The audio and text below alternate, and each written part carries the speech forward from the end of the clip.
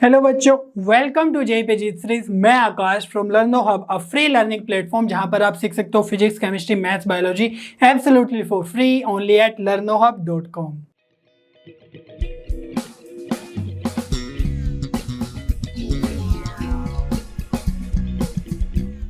बच्चों, आज हम जे सीरीज में कंटिन्यू करने वाले हैं वेक्टर्स चैप्टर का कंसेप्ट वीडियो, जिसमें हम डिस्कस करेंगे वेक्टर ट्रिपल प्रोडक्ट। तो इसके पहले जो भी हमने टॉपिक्स डिस्कस किए हैं, जैसे scalar triple product, cross product, dot product, उन सबको एक्यूमुलेट करके जो आइडियाज बनते हैं वो भी हम आज यूटिलाइज करने वाले हैं। और ये हमारे वेक्टर्स चैप्टर का लास्ट वीडियो होने वाला है ना। तो आई होप आपने सारे के सारे जो हमारे कॉन्सेप्ट वीडियो है वो तो अच्छे से देख लिए हैं और कुछ क्वेश्चंस भी प्रैक्टिस कर लिए हैं। बस आपको लास्ट तक बने रहना है और सारे के सारे कॉन्सेप्ट्स आपको अच्छे से समझ में आ जाएंगे।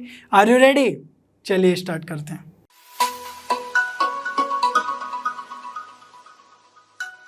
बच्चों, लास्ट सेशन में हम अच्छे से सीख चुके हैं कि स्केलर ट्रिपल प्रोडक्ट कैसे यूज करते हैं, कैसे कैलकुलेट करते हैं। तो वहां पर हमने देखा था ए क्रॉस बी का अगर हम सी के साथ डॉट ले लें तो स्केलर ट्रिपल प्रोडक्ट मिलेगा, और अगर इसके साथ हम क्रॉस ले लें, ए क्रॉस बी के साथ सी को भी क्रॉस कर दे तो हमें मिलता है वेक्टर ट्रिपल प्रोडक्ट, क्योंकि यहां से जो रिजल्ट मिलने वाला है वो वेक्टर क्वांटिटी होगा। ठीक है, अब देखो जो ए क्रॉस बी है, सपोज ये ए वेक्टर है, ये बी वेक्टर है, तो इनसे बनने वाला जो पैरेललोग्राम होगा उसी का एरिया हमें मिलता है ए क्रॉस बी से, है कि नहीं। और जो डायरेक्शन होगी वो क्या होगी, ए और बी के परपेंडिकुलर। ठीक है, तो मान लो ए और बी वेक्टर इस प्लेन में है तो इसके परपेंडिकुलर हमें मिलने वाला है एक an vector which is equal to A cross B. ठीक है, अब उस ए क्रॉस बी का हमें सी के साथ भी क्रॉस लेना है, तो सी वेक्टर सपोज यहां पर है कुछ, ठीक है, और इसका अगर हम क्रॉस लेंगे इन दोनों वेक्टर्स का, तो इन दोनों वेक्टर के परपेंडिकुलर डायरेक्शन में आएगा इसका जो रिजल्टेंट आएगा अल्टीमेटली वेक्टर ट्रिपल प्रोडक्ट का। ठीक है, तो इसको ध्यान से देखो, ये क्या बनने वाला है। तो यहां पर जो ए क्रॉस बी और सी के परपेंडिकुलर जाएंगे हम, तो कैसे जाएंगे, जो ए क्रॉस बी है वो तो परपेंडिकुलर ए क्रॉस है ना, यहीं से आया है, इसके परपेंडिकुलर ये, तो जब अगेन इस वेक्टर के परपेंडिकुलर जाएंगे तो इसी प्लेन में जाना होगा जहां पर ए और बी वेक्टर थे। तो जो यहां से रिजल्टेंट मिलता है, ठीक है, वो आएगा in the plane of A vector and B vector. ठीक है, क्योंकि हम इनका अब क्रॉस ले रहे हैं तो इसी प्लेन में आ जाएगा वो। और दूसरा क्या होगा कि जो सी वेक्टर है उसके भी परपेंडिकुलर होगा क्रॉस फाइनल, जो ये क्रॉस होगा है ना, एक ये है और एक ये है, तो इनका क्रॉस इसके भी परपेंडिकुलर और इसके परपेंडिकुलर, तो सी वेक्टर के भी परपेंडिकुलर होगा, तो दूसरा रिजल्ट क्या होगा, परपेंडिकुलर टू सी वेक्टर। ठीक है, तो ये और ये टू आइडियाज हैं, इनको हम क्वेश्चंस में यूज करेंगे। ठीक है, क्योंकि क्रॉस लेने पे हमें क्या मिलता है, दोनों वेक्टर्स के परपेंडिकुलर डायरेक्शन में एक वेक्टर मिलता है। तो यहां पर in the plane of A and B, that means अगर इसको सोल्व करके अगर हमारे पास एक आर वेक्टर आ रहा है, ठीक है, तो इसकी हेल्प से हम क्या लिख सकते हैं, दैट वो आर वेक्टर क्या होगा, ए और बी के प्लेन में होगा, तो आर है ना लैम्डा ए प्लस म्यू बी, कुछ इस तरीके से लिख सकते हैं। और जो ये आर है वो सी के साथ परपेंडिकुलर भी है, यहां से हम लिख सकते हैं कि वो जो परपेंडिकुलर होगा है ना, दैट मीन्स उसका जो डॉट है सी के साथ, ठीक है, सी वेक्टर के साथ जो इसका डॉट होगा वो भी हमारा 0 होने वाला है। इन दोनों आइडियाज से हम ये देख सकते हैं। और यहाँ से जो ज़्यादा से ज़्यादा क्वेश्चन सोल्व होते हैं वो डिपेंड होते हैं टू रिजल्ट्स पे, जिसको हम आगे डिस्कस करने वाले हैं। तो हमने अभी देखा कि जो आर वेक्टर है, ठीक है, या फिर इसको हम लिख सकते हैं ए क्रॉस बी है ना क्रॉस सी, तो ये जो वेक्टर है ये किस पे डिपेंडेंट है ना, in the plane of A and B है।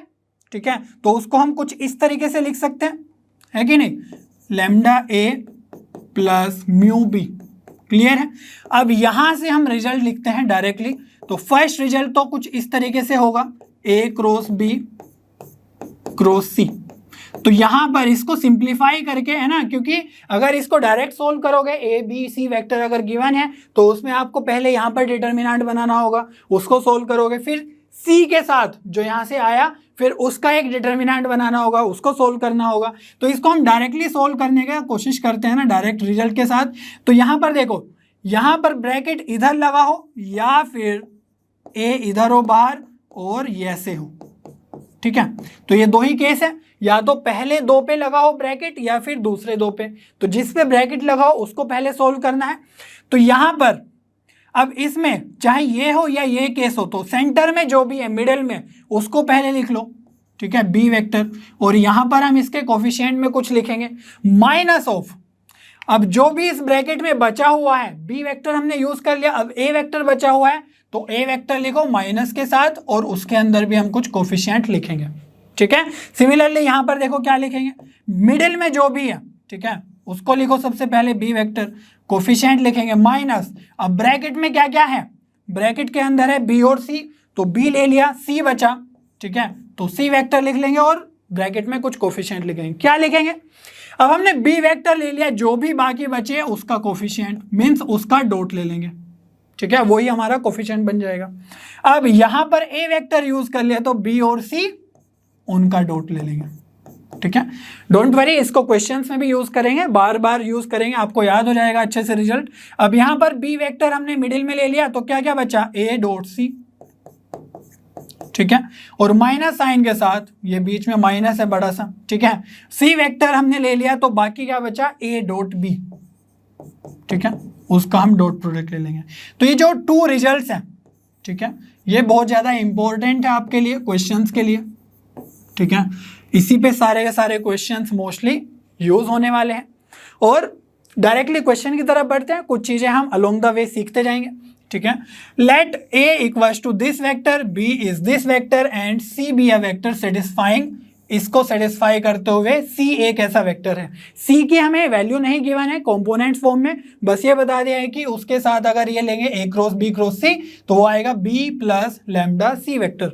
If B and C are non parallel, तो बी और सी जो है नॉन पैरेलल है, पैरेलल नहीं है, वो किसी एंगल पे ही होंगे, ठीक है। और then the value of lambda, तो लैम्डा की वैल्यू फाइंड आउट करनी है। यहाँ पर ध्यान से देखो, यही तो हम डिस्कस करते हुए आ रहे हैं कि ये क्या है, ए क्रॉस बी है ना, ए क्रॉस बी क्रॉस सी, तो जिसको हम ब्रैकेट में रखते हैं उसी के प्लेन में आता है हमारा रिजल्ट, हमने बताया था अच्छे से यहाँ पर। तो जिसको भी ब्रैकेट में रखते हैं, जैसे इसको डिस्कस किया था ए क्रॉस बी को, तो ए क्रॉस बी, तो फाइनल जो रिजल्ट है वो इसी प्लेन में मिलेगा हमें, इसीलिए हमने लिखा था आर वेक्टर, जो भी इसका रिजल्टेंट आएगा that will be lambda A plus mu B, ठीक है। तो ए और बी का लीनियर कॉम्बिनेशन से हम वो वेक्टर फाइनल लिख सकते हैं और वो परपेंडिकुलर टू सी भी होगा, इसलिए R dot C equal to 0। तो यहाँ पर इसी को हम यूज करने वाले, इनफैक्ट ये गिवन है कि बी प्लस लैम्डा सी, ठीक है। और यहाँ पर भी हमने जो रिजल्ट दिखाया है वो क्या दिखाया कि भाई ए और बी ब्रैकेट के अंदर है, तो बी और ए का लीनियर कॉम्बिनेशन से हम ये फाइनल रिजल्ट लिखेंगे। और यहाँ पर भी बी और सी है, तो बी और सी के लीनियर कॉम्बिनेशन से हम फाइनल रिजल्ट को रिप्रेजेंट कर रहे हैं, ठीक है। इसके हम प्रूफ में नहीं जा रहे हैं, डायरेक्टली रिजल्ट को यूज करेंगे। अब देखो, तो यहाँ पर जो लेफ्ट हैंड साइड में लिखा हुआ है उसको कैसे लिखें, उसको हम लिख सकते हैं कि भाई जो सेंटर में है वो लिखो, ठीक है, और बाकी का डॉट, तो ए डॉट सी लिख लेंगे माइनस बाकी बचा सी वेक्टर, और उसके बाद जो बचा है वो बचा है ए डॉट बी, ठीक है। तो लेफ्ट हैंड साइड में तो ये आ गया है, और राइट हैंड साइड में क्या है हमारा, ये है b lambda plus b vector plus lambda सी वेक्टर, ठीक है। तो बस इसी को हमने डिकोड कर लिया अपने रिजल्ट की हेल्प से। और यहाँ पर देखो ए डॉट सी, सी वेक्टर तो हमें पता नहीं, लेकिन जो भी होगा वो बी का कोफिशिएंट 1 है, तो ए डॉट सी 1 ही होगा, बट हमें उससे काम भी नहीं है, हमें चाहिए लैम्डा की वैल्यू। तो लैम्डा क्या आ गया यहाँ से, अगर कंपेयर करें ये सी वेक्टर, ये भी सी वेक्टर का कोफिशिएंट लैम्डा, तो यहाँ से आ जाएगा माइनस ए डॉट बी, ठीक है। तो यहां पर ए डॉट बी तो निकालना आसान है क्योंकि ए वेक्टर भी पता है और बी वेक्टर भी पता है, ठीक है। तो अगर वो रिजल्ट आप यूज करो तो इजीली आपका यहां से रिजल्ट है ना फाइनल आंसर आ जाएगा। माइनस ए डॉट बी करेंगे तो 3 का 1 से होगा 3, और जे कैप के साथ क्या है 1 है और यहाँ पर 2 है तो प्लस 2, ठीक है। तो लैम्डा इक्वल्स टू आ जाएगा -5। क्लियर है, यही हमें चाहिए था क्वेश्चन में, तो ए ऑप्शन हमारा करेक्ट हो जाएगा, ठीक है ना। इसमें रिजल्ट ही आपको यूज करना है मोस्टली। चलिए आगे क्वेश्चन बढ़ते हैं, 2021 में पूछा गया है। ए वेक्टर ये है और बी वेक्टर है हमारे पास। If c is a vector such that a dot C equals to C vector का मैग्नीट्यूड, क्योंकि ए डॉट सी मिलके क्या मिलेगा, एक स्केलर क्वांटिटी डॉट प्रोडक्ट में, तो वहां पर मैग्नीट्यूड ही दे दिया, और सी माइनस ए का मैग्नीट्यूड इज 2√2, ठीक है। And the angle between this A cross B और सी के बीच का एंगल कितना है, π/6, ठीक है। Then find the value of a cross B cross सी। तो यहां पर, और इसका मैग्नीट्यूड निकालना है, ठीक है, सिर्फ वो वेक्टर क्वांटिटी नहीं निकालनी है, तो मैग्नीट्यूड के लिए टारगेट करेंगे, तो ए क्रॉस बी, ठीक है, क्रॉस सी। तो यहां पर आप ध्यान से देखो, हमें जो एंगल ये गिवन है, हमें जो पूछा गया उसी का हम वैल्यू निकाल रहे हैं, और वो जो एंगल गिवन है वो किस किस के बीच में है, ए क्रॉस बी मीन्स इसके बीच में है और सी वेक्टर के बीच में है, ठीक है। ये कौन सा एंगल है जो हमने यहां पर डिस्कस किया था कि सी वेक्टर और ए क्रॉस बी के बीच का जो वेक्टर है ना, एंगल है सपोज फाई, वो है ये। तो यहां पर हम इसको कैसे लिख सकते हैं, सिंपली इसको एक वेक्टर मानो अलग से, मान लो डी वेक्टर क्रॉस सी वेक्टर, तो क्या लिखते हैं उसके लिए हम लिखते हैं ए क्रॉस बी का मैग्नीट्यूड मीन्स डी वेक्टर का मैग्नीट्यूड, देन अनदर वेक्टर का मैग्नीट्यूड, और क्रॉस है तो साइन थीटा आएगा, मीन्स जो भी इनके बीच का एंगल है, और एंगल क्या है, π/6 मीन्स 30 डिग्री, या π/6 ही लिख देता हूं अभी, ठीक है। तो यही हमें कैलकुलेट करना है। अब हमें ए क्रॉस बी ये और जो साइन π/6 है कितना, 30 डिग्री, तो ये हो जाएगा 1/2, इसको मैं यहां पर लिख लेता हूं, ठीक है। अभी जो मैग्नीट्यूड ऑफ सी है, ठीक है, वो तो हमें नहीं पता है, ठीक है, और जो ये ए और बी है इसकी हेल्प से हम ए क्रॉस बी निकाल सकते हैं कभी भी आसानी से, ठीक है, तो उसमें हमें कोई टेंशन नहीं है, इसका मैग्नीट्यूड हम निकाल लेंगे। सी का हमें मैग्नीट्यूड चाहिए बस। सी का मैग्नीट्यूड कैसे आएगा, दो इंफॉर्मेशन है सी से रिलेटेड, एक तो यहां पर गिवन है कि ए डॉट सी है ना, डिटर्मिनेंट मॉडुलस ऑफ सी है, सी वेक्टर, और यहां पर है कि सी वेक्टर माइनस ए वेक्टर का मैग्नीट्यूड हो जाएगा 2√2। इसी रिजल्ट को यूज करके हम लिखने की कोशिश करते हैं। तो यहां से अगर हम लिखे c vector minus a vector equals to 2√2, ठीक है, और दोनों साइड स्क्वायर कर दें, तो स्क्वायर से क्या होगा, यहां पर जब दोनों साइड स्क्वायर करेंगे, है ना, तो इधर पे हो जाएगा डॉट के साथ c vector minus a vector dot c vector minus a vector, तो उसको हम सिंपली लिख लेंगे सी वेक्टर का स्क्वायर, है ना, मैग्नीट्यूड का स्क्वायर, प्लस ए वेक्टर के मैग्नीट्यूड का स्क्वायर माइनस 2 इंटू, है ना, A dot C equals to, ये हो जाएगा आपका 8। क्लियर है। लास्ट क्लासेस में हम इस तरीके के कॉन्सेप्ट्स यूज कर चुके हैं, सीख चुके हैं। तो यहाँ पर आपको क्या चाहिए, सी वेक्टर का मैग्नीट्यूड ही तो चाहिए, तभी हम जो हमें चाहिए उसके वैल्यू में पुट कर देंगे, ठीक है। तो यहाँ पर इसको लिखने की कोशिश करते हैं, और जो ए वेक्टर का मैग्नीट्यूड है, ठीक है,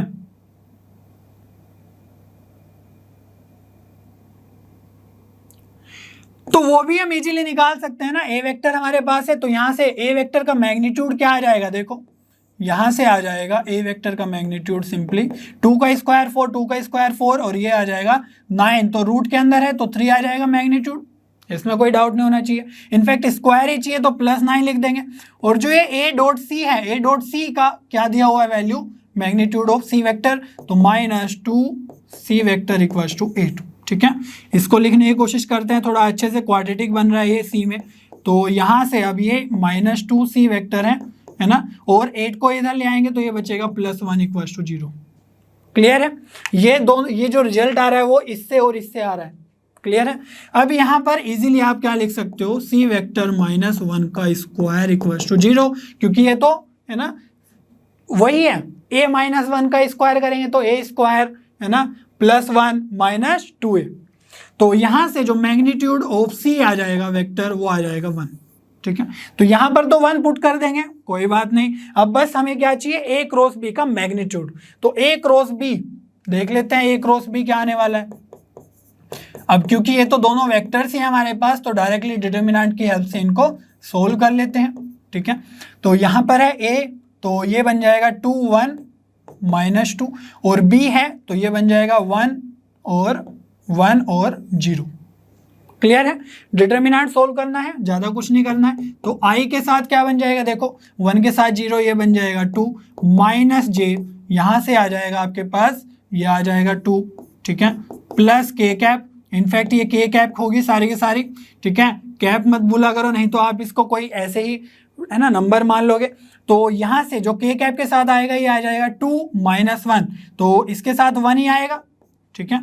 तो जो वेक्टर आया ए क्रॉस बी वो क्या बन गया है 2i cap - 2j cap plus के कैप। तो जो इसका मैग्नीट्यूड होगा वो कितना हो जाएगा ए क्रॉस बी का, वही तो हमें चाहिए, तो ये बन जाएगा 2 का स्क्वायर 4 4 + 1, तो ये आ जाएगा आपके पास 3, ठीक है।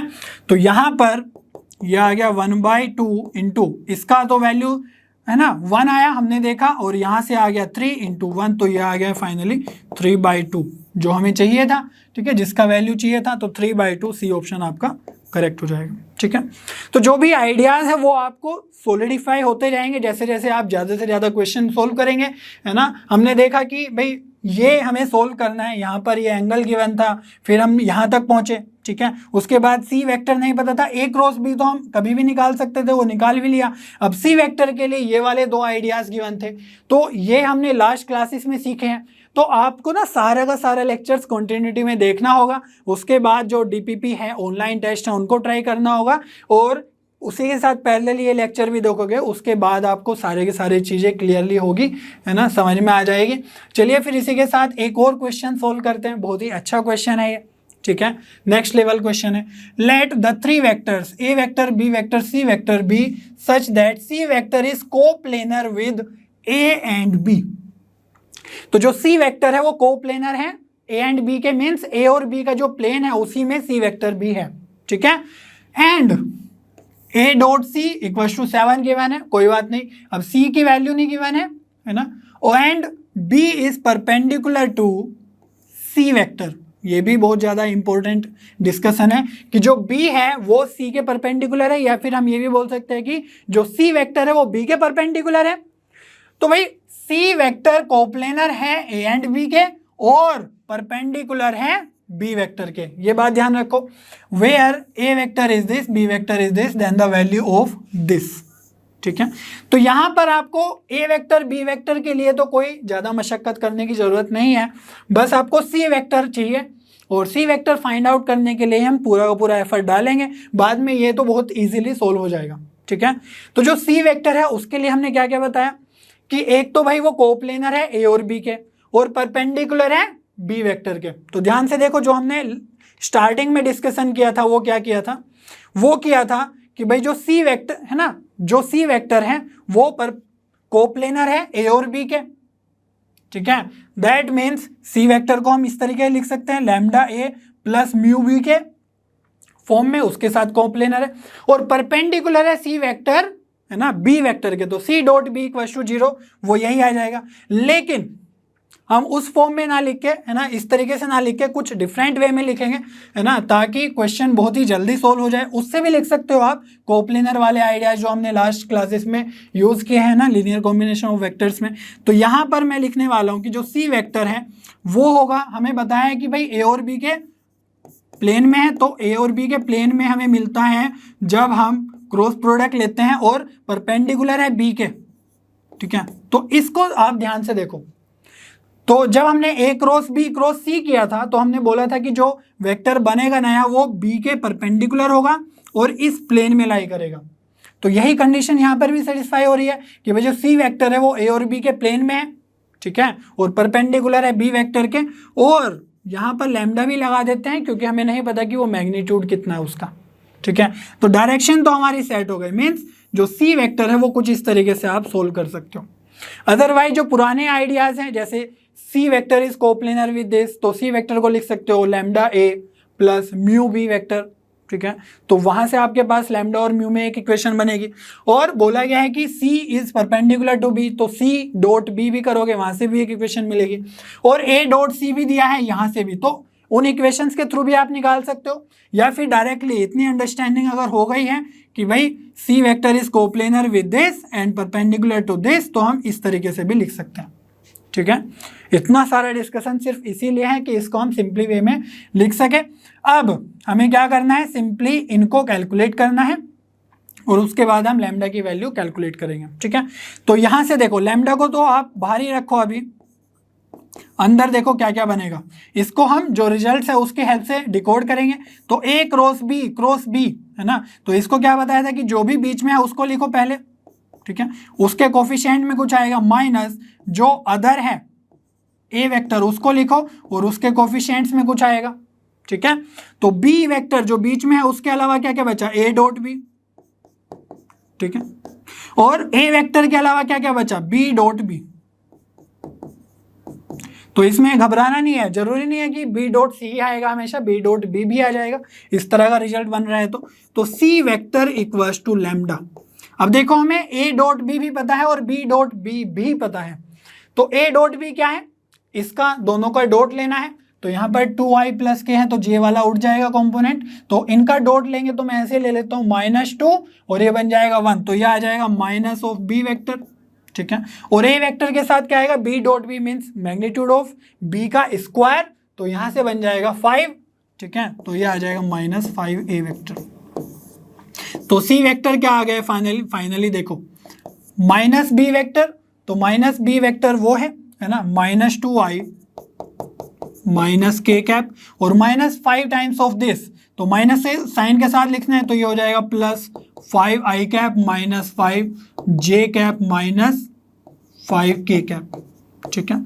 तो यहां से जो सी वेक्टर बनने वाला है वो बन जाएगा लैम्डा के साथ, लैम्डा बाहर ही रखना है 2i के साथ, तो ये बन जाएगा 3i माइनस के और यहां पर है माइनस के ये भी, तो ये आ जाएगा -6 के, ठीक है। और यहां से बन जाएगा आपके पास -5j।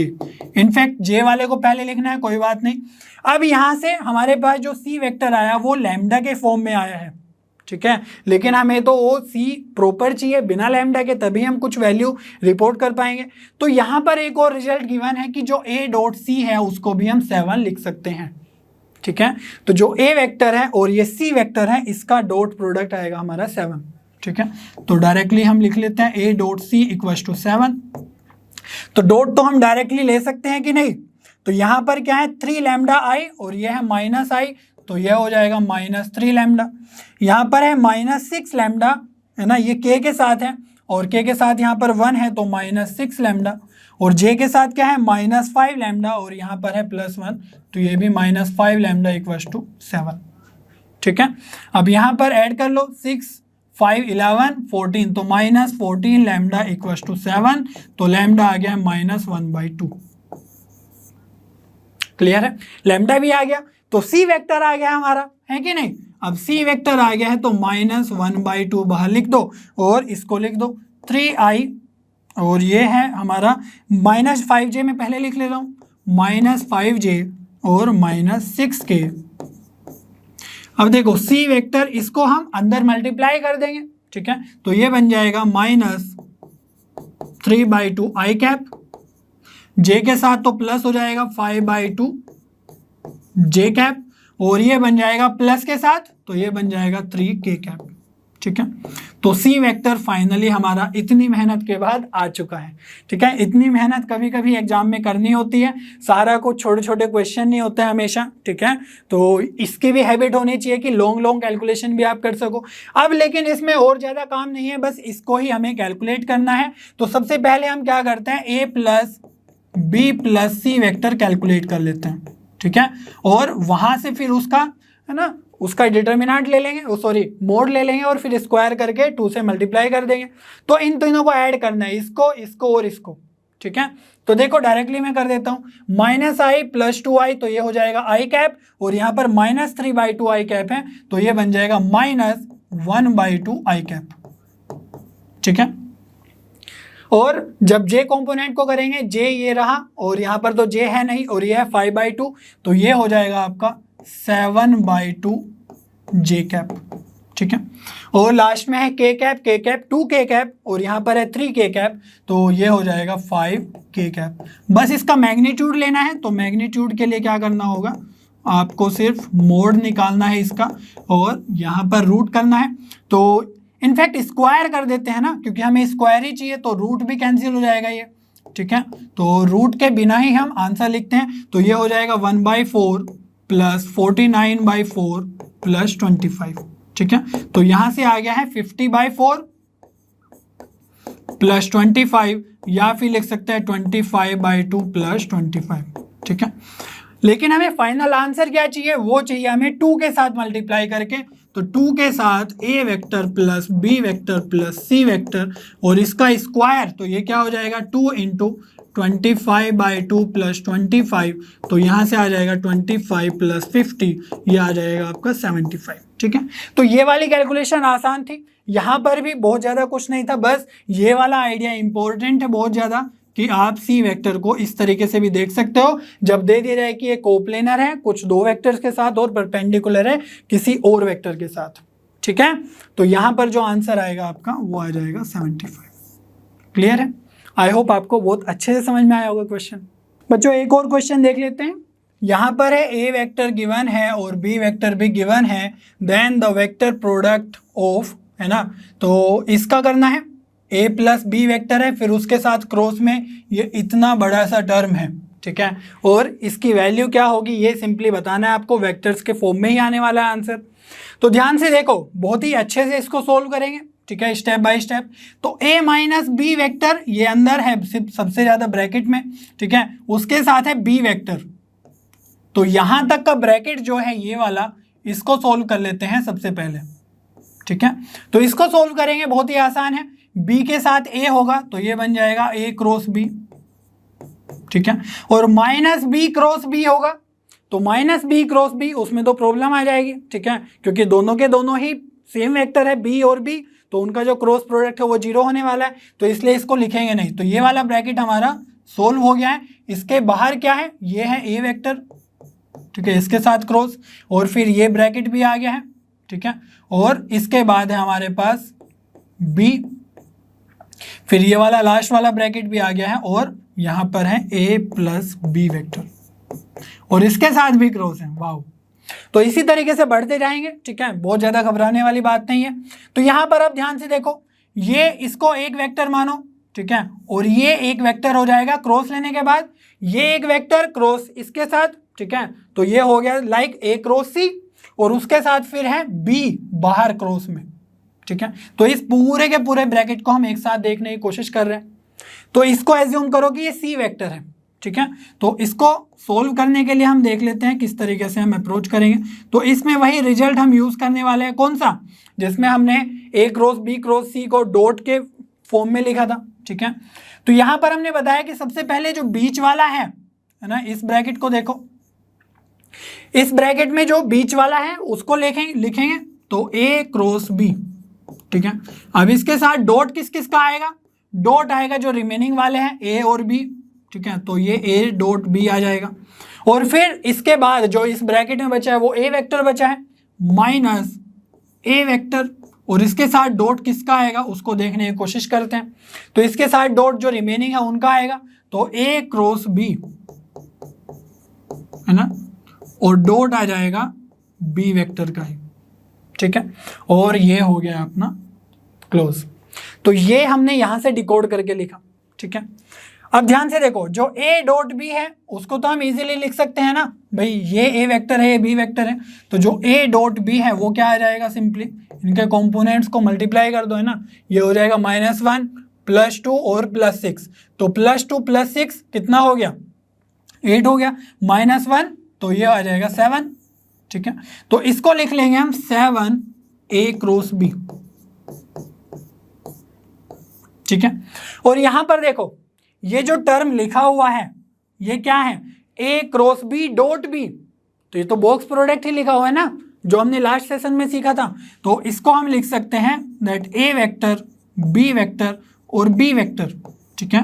पहले a क्रॉस b ले रहे हैं और फिर उसका डॉट ले रहे हैं b से, लेकिन हमने बताया था कि बॉक्स प्रोडक्ट के अंदर अगर कोई भी दो वेक्टर सेम या फिर पैरेलल आ गए तो उस केस में उसका वैल्यू कितना हो जाएगा, 0, ठीक है। तो ये वाला टर्म जो है हमारे पास वो अल्टीमेटली कितना हो जाएगा, 0, ठीक है। तो इस तरीके से हम अप्रोच करेंगे धीरे धीरे।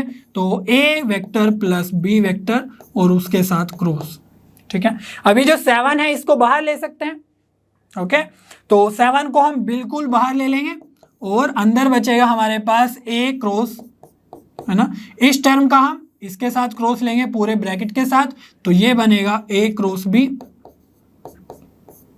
और है ना, प्लस है बीच में, यहाँ पर प्लस है, तो बी वेक्टर के साथ फिर से क्रॉस लेंगे और ये भी आएगा ए क्रॉस बी के साथ, ठीक है, 7 बाहर। तो ये हमें फाइनली अब कैलकुलेट करना है।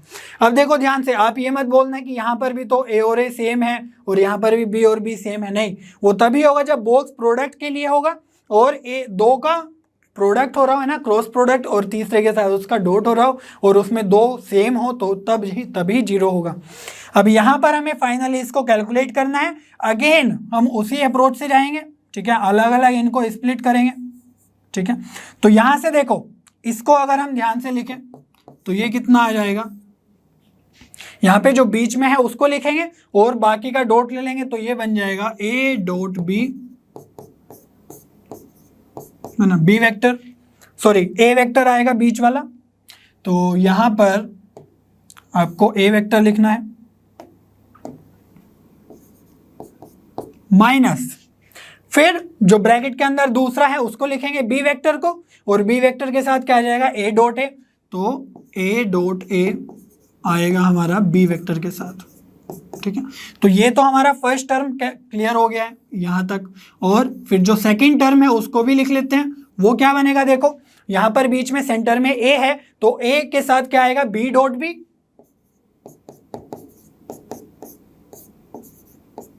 माइनस ऑफ, फिर बीच में है ना ए ले लिया तो बी बचा, तो उसके साथ आएगा ए डॉट बी, तो ए डॉट बी और बी, ठीक है। आपको ऐसा लग रहा होगा कि यहाँ पर बी डॉट ए आना चाहिए था, ए डॉट बी, तो जो डॉट प्रोडक्ट है वो तो कम्यूटेटिव होता है, उसमें ज़्यादा कुछ सोचने वाली बात नहीं है।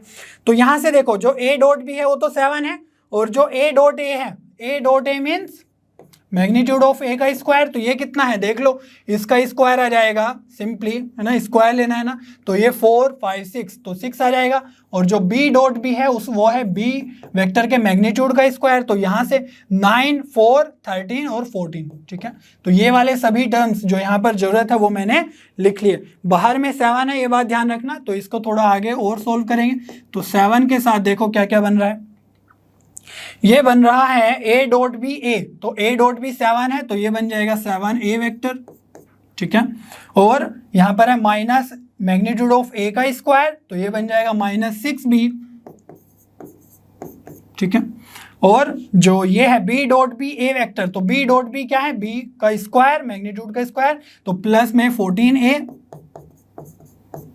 और जो लास्ट टर्म है ए डॉट बी और बी के साथ, तो ए डॉट बी हमें पता है 7 है, और -7 बी वेक्टर, ठीक है। तो इतनी मेहनत थोड़ी सी आपको करनी होगी क्वेश्चंस के लिए। तो यहाँ पर देखो 7, यहाँ पर 7 ए और ये, तो ये आ गया 21 ए वेक्टर, और यहाँ से बन जाएगा -13 बी वेक्टर, ठीक है। तो यही हमें कैलकुलेट करना है। तो जो ए वेक्टर है वो हम लिख लेते हैं, तो ए वेक्टर 21 के साथ आएगा। तो ए वेक्टर क्या है यहाँ पर, आई जे प्लस 2 के,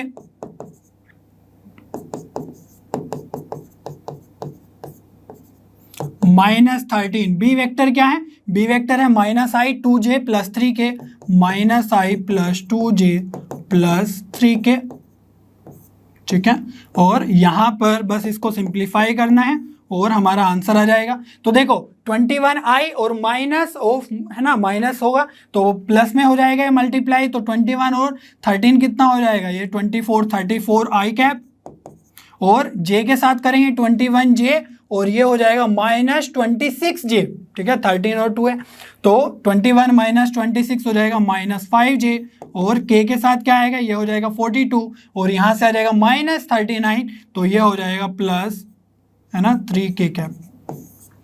तो ये ऑप्शन देख लो कहाँ पर मैच कर रहा है, 34i - 5j प्लस 3k, है ना, 34i - 5j प्लस 3k, और 7 के साथ है, तो बी ऑप्शन आपका करेक्ट हो जाएगा, ठीक है। तो इतना मेहनत भी करना होगा, बट यहाँ पर बहुत ज़्यादा कुछ नहीं है, बस उसको थोड़ा थोड़ा सिंप्लीफाई करते गए हर एक स्टेप में। सारे के सारे जितनी प्रॉपर्टीज़ है डॉट की, प्रोडक्ट है ना, क्रॉस की, और जो भी हमारा बॉक्स प्रोडक्ट है वो सब इसमें इन्वॉल्व हो रहा है। तो अगर आपने प्रीवियस सेशंस नहीं देखे, अच्छे से कॉन्सेप्ट क्लियर नहीं किए, तो हर एक स्टेप पे आपको कहीं ना कहीं प्रॉब्लम आएगी। बट अगर सब कुछ स्मूथली आपने अच्छे से समझ लिया है, यूज करना आ गया है, तो कोई भी प्रॉब्लम कहीं पर भी नहीं होने वाली है। यहाँ से तो इजी है, बट यहाँ पर हर एक स्टेप में, है ना, आपको कुछ ना कुछ एक नई प्रॉपर्टी, नया कैलकुलेशन करना ही होगा, ठीक है, जो हम अच्छे से प्रीवियस सेशंस में सीख चुके हैं, आज भी कुछ कुछ सीखा है वो भी हमने यूज़ किया। ठीक है, चलिए कुछ और अच्छे से रिजल्ट देख लेते हैं जो आपको क्वेश्चन सॉल्विंग में और भी ज़्यादा हेल्प करने वाले हैं। तो यहाँ पर अगर आपको याद होगा तो एरिया ऑफ पैरेललोग्राम हमने क्या बताया था कि दो वेक्टर्स हैं, उनका अगर हम क्रॉस प्रोडक्ट ले ले तो वही हमारा एरिया ऑफ पैरेललोग्राम बन जाता है। और अगर उसका स्क्वायर कर ले, ठीक है, तो a cross b area of parallelogram और उसके मैग्नीट्यूड का भी स्क्वायर कर ले। ठीक है, और इसी को हम और क्या लिख सकते हैं, इस तरीके से भी लिख सकते हैं that A cross B dot A cross B, क्योंकि जब भी हम स्क्वायर करते हैं तो उसको डॉट के साथ रिप्लेस करते हैं ना स्क्वायर को। ठीक है, तो यहां से जो लिखा हुआ है इसको हम इस तरीके से भी लिख सकते हैं डिटर्मिनेंट के फॉर्म में। कैसे, A dot A dot B dot A B dot B. तो कभी कभी क्या होता है कि A dot B dot A ये सब गिवन होता है और आपको ए क्रॉस बी का है ना कुछ निकालना है, कैलकुलेट करना है, तो उसको स्क्वायर करके आप इस तरीके से लिखो और जो भी आंसर आए उसका फिर रूट कर दो तो आपको ए क्रॉस बी ही मिल जाने वाला है। ठीक है, तो देखने की कोशिश करते हैं ये यहाँ से है ना कैसे आएगा। तो ए क्रॉस बी आपको क्या पता है, ये होता है ए का मैग्नीट्यूड है ना बी का मैग्नीट्यूड और साइन थीटा, क्रॉस के अंदर हम साइन थीटा यूज करते हैं। अब क्योंकि स्क्वायर है तो दोनों साइड है ना यहाँ पर स्क्वायर आ जाएगा। अब जो ये साइन स्क्वायर थीटा है इसको कैसे लिख सकते हैं, देखो डिफरेंट वे में लिखेंगे तो ये आ जाएगा साइन स्क्वायर थीटा को लिख सकते हैं हम कोस स्क्वायर थीटा। ठीक है, और कोस स्क्वायर थीटा लिखने के बाद इनको स्प्लिट कर देते हैं अलग से। ठीक है, तो ये क्या लिखा हुआ है, ये लिखा हुआ है ए का मैग्नीट्यूड का स्क्वायर बी का मैग्नीट्यूड का स्क्वायर माइनस ए का मैग्नीट्यूड का स्क्वायर बी के मैग्नीट्यूड का स्क्वायर और cos square theta. Minus sine तो हमने पहले ही ले लिया। तो जो ये लिखा हुआ है ये क्या लिखा हुआ है, ए डॉट ए ही तो लिखा हुआ है, ये ए के मैग्नीट्यूड का स्क्वायर लिखते हैं कि नहीं, अभी हमने कुछ देर पहले देखा। और जो ये है ये इसको लिख सकते हैं हम बी डॉट बी माइनस यहाँ से ये जो लिखा हुआ है ये क्या लिखा हुआ है ए डॉट बी है ना, उसका स्क्वायर ही लिखा हुआ है बेसिकली, क्योंकि ए डॉट बी क्या होता है magnitude of A magnitude of B cos theta, है कि नहीं। तो ए डॉट बी का स्क्वायर, अब जो ये लिखा हुआ है इसको देखो ये यहाँ पर है कि नहीं, है ना। तो डिटर्मिनेंट को हम कैसे एक्सपेंड करते हैं, कुछ इस तरीके से और फिर माइनस इस तरीके से।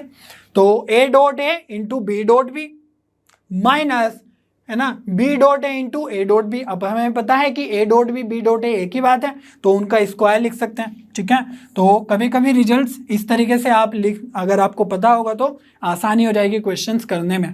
सिमिलरली एक और रिजल्ट है, हमने देखा था कि भाई जो वॉल्यूम ऑफ पैरेललोपाइप्ड है, ठीक है, वो कैसे मिलता है, हमें बॉक्स प्रोडक्ट से मिलता है, लास्ट सेशन में ही सीखा है।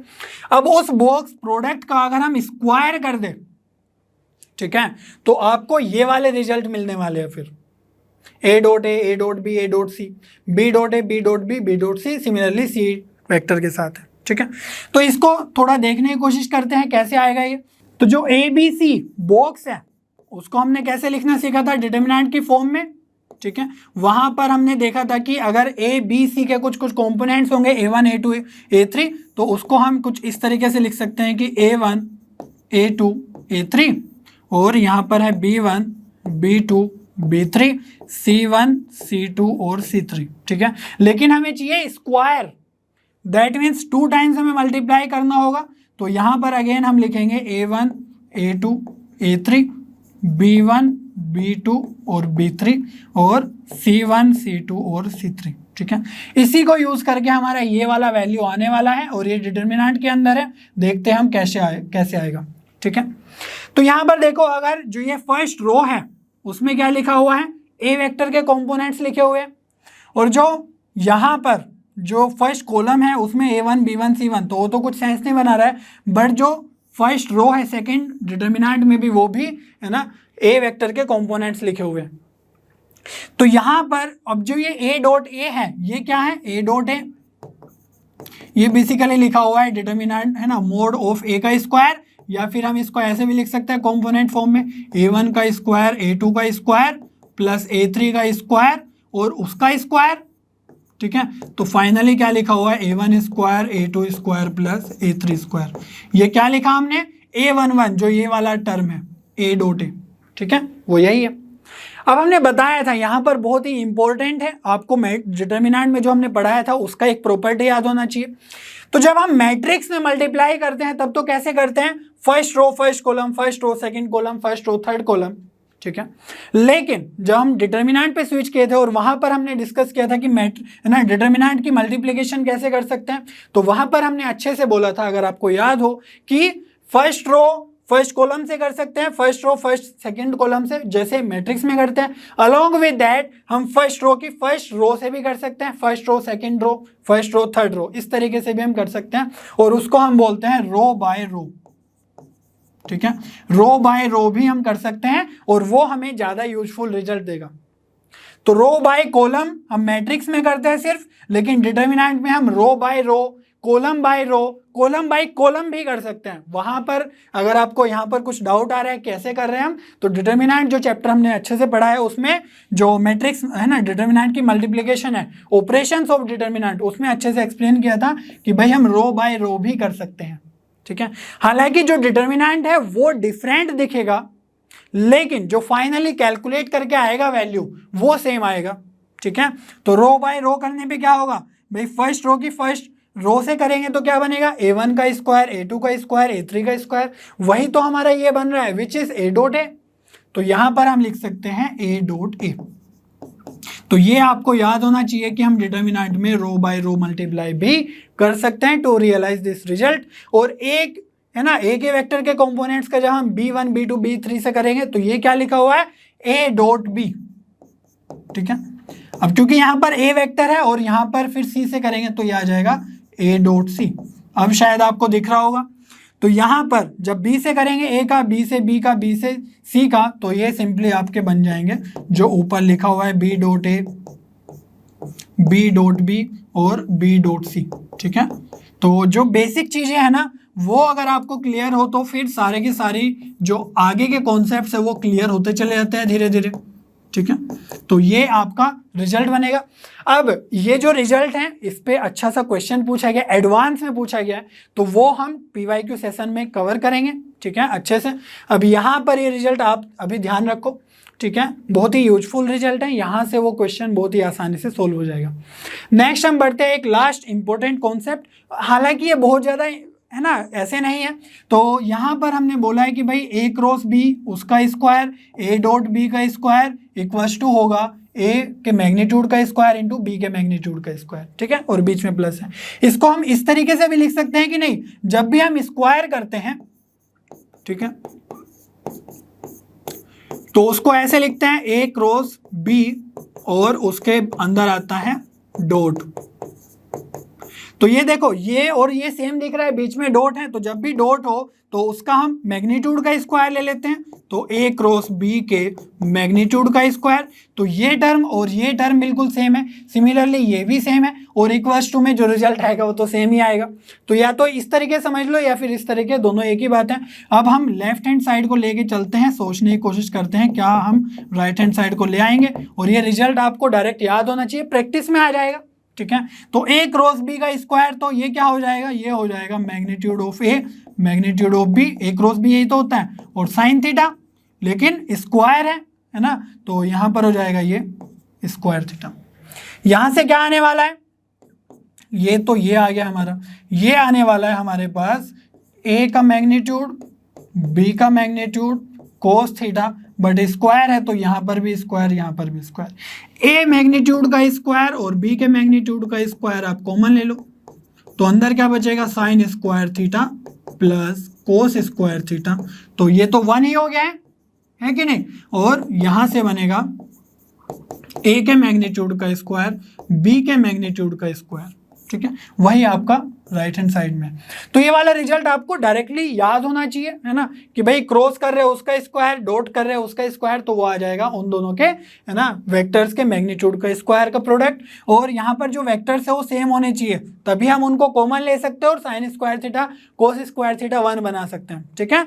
तो है ना, इसके लिए हम एक क्वेश्चन कर लेते हैं ताकि थोड़ा इजी हो जाए समझना कि किस तरीके से क्वेश्चन पूछे जाते हैं। डायरेक्टली होते हैं कि मैग्नीट्यूड ऑफ ए ये है, मैग्नीट्यूड ऑफ बी ये है, और a क्रॉस b का मैग्नीट्यूड ये है, और a डॉट b कितना होगा, ठीक है। एक काम तो यह है कि ए क्रॉस बी से आप लिख सकते हो है ना, ए का मैग्नीट्यूड बी का मैग्नीट्यूड साइन थीटा, वहां से ए और बी का मैग्नीट्यूड पता है तो साइन थीटा निकालो, फिर उसकी हेल्प से कोस निकाल लो और कोस की हेल्प से ये निकाल लो, ठीक है, वो भी एक अप्रोच है। बट अगर डायरेक्टली आपको पता ही है कि भाई ए है ना, ए क्रॉस बी के magnitude plus A dot B, और इसका भी मैग्नीट्यूड ही ले लो, मैग्नीट्यूड का स्क्वायर इक्वल टू होगा ए के मैग्नीट्यूड का स्क्वायर बी के मैग्नीट्यूड का स्क्वायर, जो हमने अभी रिजल्ट देखा है। तो यहां से आप बहुत इजीली कर सकते हो। ये क्या है, 8 दिया हुआ है तो ये 64 प्लस ये तो पूछा ही गया है, ठीक है। अब यहां पर है ए के मैग्नीट्यूड का स्क्वायर 2 का स्क्वायर 4 और बी के मैग्नीट्यूड का स्क्वायर ये हो जाएगा 25, ठीक है। तो ये आ गया 100, तो ए डॉट बी के मैग्नीट्यूड का स्क्वायर कितना हो जाएगा 100 माइनस 64 उधर जाएगा तो ये आ जाएगा 36। तो जो ए डॉट बी का मैग्नीट्यूड है, ठीक है, वो कितना आ जाएगा। अब यहां से आप देखोगे कि स्क्वायर करेंगे है ना, रूट करेंगे उधर तो प्लस माइनस 6 आना चाहिए, बट हम सिर्फ मैग्नीट्यूड की बात कर रहे हैं तो प्लस 6 ही कंसिडर करेंगे, ठीक है, क्योंकि वो तो पॉजिटिव होना चाहिए। तो यहां से आपका ऑप्शन सी करेक्ट हो जाएगा, ठीक है।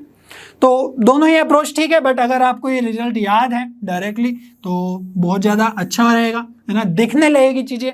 अच्छे अच्छे कॉम्प्लेक्स क्वेश्चन में जो हम PYQ में सोल्व करेंगे वहाँ पर भी इस तरह के टॉपिक्स है ना, ये जो यूज़ करना है वो अच्छे से सीख लेंगे, ठीक है बच्चों। इसी के साथ हमारा वेक्टर्स का पूरा चैप्टर बहुत अच्छे से कंप्लीट हो चुका है। आई होप आपको सभी कॉन्सेप्ट्स और टॉपिक्स बहुत अच्छे से समझ में आए होंगे।